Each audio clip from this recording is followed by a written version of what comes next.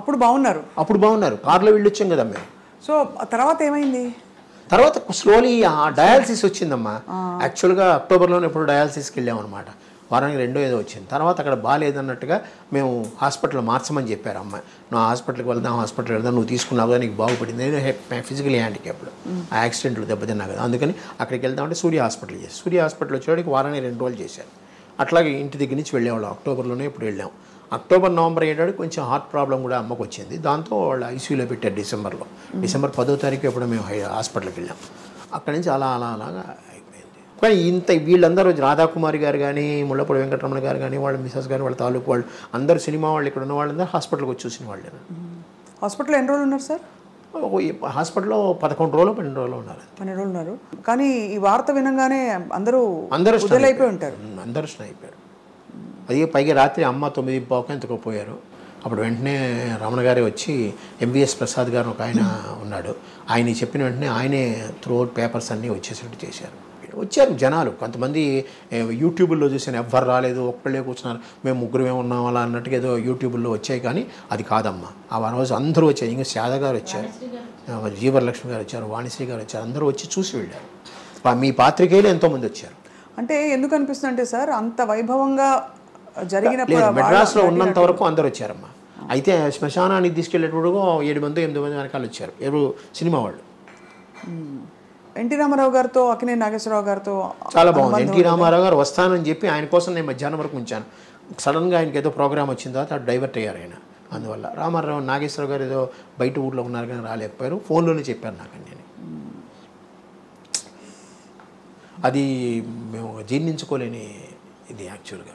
అలాగే చివరి వరకు చెప్పారు కదా, 4 నెలల ముందు ఆవిడ డాక్టరేట్ కోసం మేమందరం తిరుపతికి కారులో వెళ్ళామంటే మీరే ఆలోచించండి. మరి మీరు స్టేజ్ ఎక్కాలి కదా, కింద తీసుకోకూడదు. స్టేజ్ కూడా మెల్లిగా పట్టుకుని ఎక్కి అక్కడ కూర్చొని తీసుకుంది ఆవిడ. టైం అలాగా. ఎంత వయసు సార్ అమ్మకి అప్పుడు? అప్పటికి 70 ఏళ్ళు అవుతాయమ్మా. 70 ఏళ్ళు మరి ఎంత? 24, 94. 24 అక్టోబర్లో పుట్టారు. కనీసం ఇంకో 15 ఏళ్ళు, ఇంకో ఈజీగా 10 ఏళ్ళు ఉండేది ఆవిడ. ఆవిడకుండే ఆ క్యాలిబర్కి ఇది దీనికి ఆవిడ ఉండేది. ఎందుకంటే విల్ పవర్ ఎక్కువ వీళ్ళందరికీ. సావిత్రి గారి గురించి అమ్మ బాధపడేవారా అప్పట్లో? అంటే అమ్మ సహాయం కూడా చేసేవాళ్ళు. దాన్ని ఆ చిన్నప్పుడు నేనే తీసుకెళ్ళి ఇచ్చేవాడిని చాలా వరకు. ఎందుకంటే అందరూ సహాయం చేశారు, అమ్మ కూడా తన వరకు తను సహాయం చేసేది. సావిత్రి గారు కదా సార్? సావిత్రి అవి చెప్పకూడదు ఇప్పుడు జనరల్గా అసలు. అదే బాధిస్తుంది సార్. అంత వెలిగి వాళ్ళ చాలా. సావిత్రి గారి విషయంలో అమ్మకి సావిత్రి గారిని అంత కదా, ఆవిడ కూడా చాలా బాధపడేది.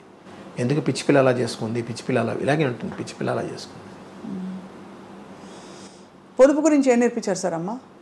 ఆవిడే పొదుపు. జనరల్గా ఆవిడే చాలా వరకు పొదుపు. చీరలు, నగలు అవి అనవసరంగా కొందు, మంచిగా కొనుక్కుంటుంది. అనవసరం కొందు.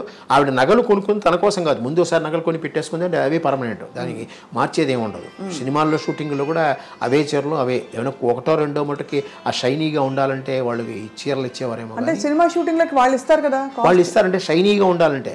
లేకపోతే జనరల్గా బొట్టు పెట్టినప్పుడు అదేంటి మంచి మనసుల్లో పంచదార వేస్తుంది సరే, ఆ టైంలో అంతా అమ్మసేరే అంతే. నాకు గాజులు ఎప్పుడు తీదు అంతే. అంటే ఈ విధవ ఇది బొట్టు లేకుండా ఉంటుంది, అలాంటప్పుడు తీసి దాచేదేమో కానీ ఏమీ లేదు. అప్పటికీ ఆ గాజులు ఏమైనా ఉంటే నా జేబులో పెట్టి జేబుకు పిన్నేసేది. పైగా ఇక్కడ జేబులు కుట్టించేది మాకు చిన్నప్పుడే. అదేదో టికెట్ ప్యాకెట్ అది అంటారు, మాకు పెద్ద జేబులే కుట్టించేది. ఏమైనా ఉంటే దాంట్లో వేసేది.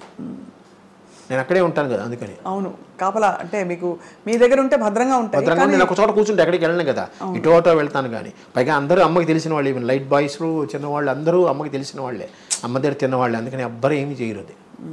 ఆవిడే కొన్ని డబ్బులు వచ్చిందనుకోండి, ఎప్పుడైనా ఎవరైనా క్యాష్ ఇస్తారు, కొంతమంది క్యాష్ ఇస్తారుగా, ఆ క్యాష్ పట్టుకుని నల్లి చిన్నస్వామి చెట్టి ఉన్నాడు కదా, నల్లి సిల్క్స్, అక్కడికి వెళ్ళి మామూలు ఆర్డినరీ చీరలు ఉంటాయి చూసారా, అవి దొంతర కొనేసేది.